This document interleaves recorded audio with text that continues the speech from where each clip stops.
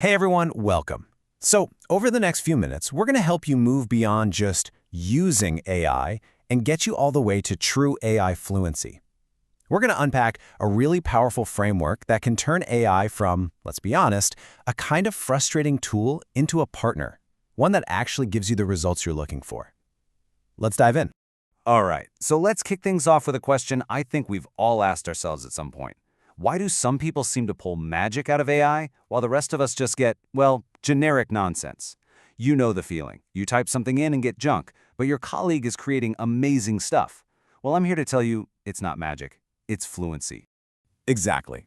And that is what we mean when we say AI fluency. It's all about the ability to work with these systems in a way that's effective, efficient, ethical, and of course, safe. And look, this isn't about becoming a coder or some tech genius. It's about learning to collaborate, to be a better thinking partner to these incredibly powerful tools.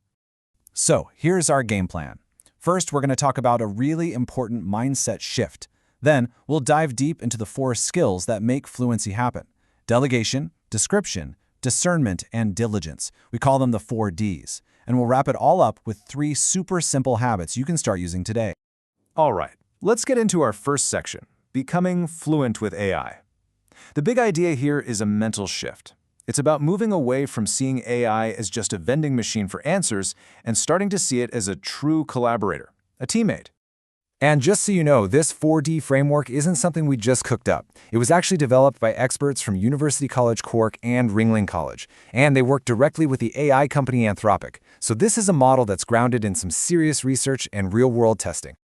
Okay, this right here is probably the single most important mindset shift you can make. You ready? Treat AI like a brilliant but fallible intern. Think about it. It's incredibly fast, knows almost everything, but it has 0 real-world experience.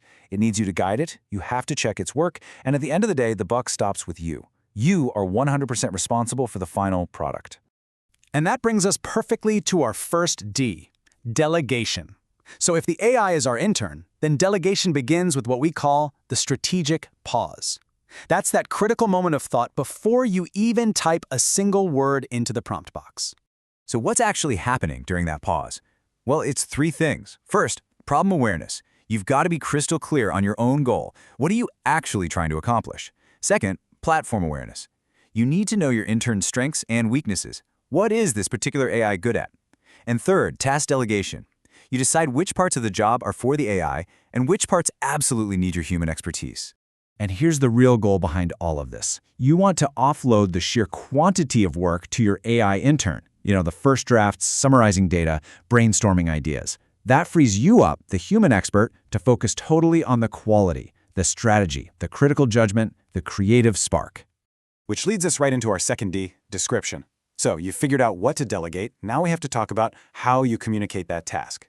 This is where we level up from just throwing in a simple prompt to writing a truly effective brief. And a fantastic way to do this is with the 3P brief. Instead of one vague sentence, you give your intern clear directions. First up is the product. Tell it exactly what you want. Like, I need a 5-bullet-point summary for a senior leadership team.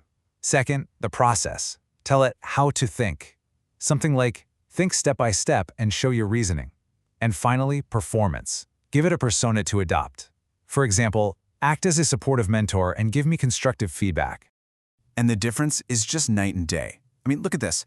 The fuzzy prompt on the left is basically asking your intern to be a mind reader, but the context-rich brief on the right, it uses those 3 Ps. It defines the product, 150-word email, the performance, an enthusiastic but professional tone, and gives it all the key details.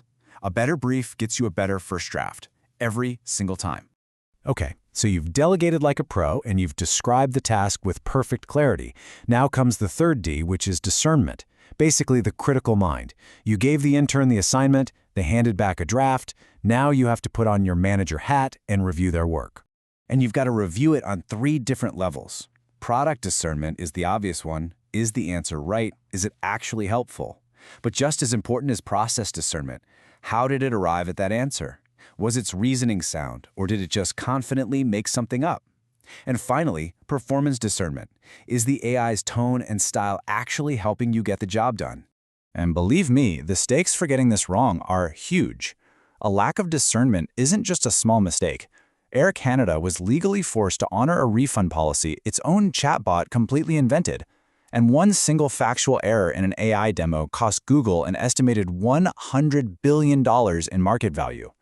So yeah, discernment isn't just a nice to have, it's absolutely essential. So you can see how this all connects, right? Description and discernment work together in this awesome feedback loop. You describe what you want, you discern what you get back, and then you use that insight to refine your next description. It's that back and forth, that iterative conversation that gets you to really high-quality work. And all of that brings us to our fourth and final D, diligence. This is all about ethics in practice. If the other Ds were about getting great work from the AI, diligence is about your professional responsibility for the work you create with it. This is the foundation of trust. Think of diligence as standing on three main pillars. There's creation diligence, which is about being smart about your tools, like don't paste sensitive company data into a public chatbot. Then there's transparency diligence, being upfront with your team about how AI helped. But the big one is deployment diligence, taking full personal ownership for everything you publish or share. And really, all of this comes down to one simple, non-negotiable rule. We call it the 100% signature rule. It means if your name goes on that final document, you are 100% accountable for every single word, every fact, every claim, no excuses. The AI was your intern, you're the boss who signs off on the work. Okay, so we've walked through the entire 4D framework: delegation, description, discernment, and diligence. So, what now? Let's boil all of this down into 3 practical habits you can start building, like today. Here they are. First, always practice the strategic pause. Before you even open that AI chat window, take just 1 minute to define your goal. Second, always use the 3P brief. No more fuzzy one-sentence prompts. Define the product, the process, and the performance. And third, live by the 100% signature rule. Read every word, check every fact, and own it before you hit send. And that leaves us with one final thought, and it's really a question for you. AI is your partner. The question is, what kind of collaborator will you choose to be? Moving from just a user to a fluent collaborator is a choice. And by practicing these 4Ds, you're not just getting better answers from a machine. You're actively shaping the future of how we all think, create, and work together.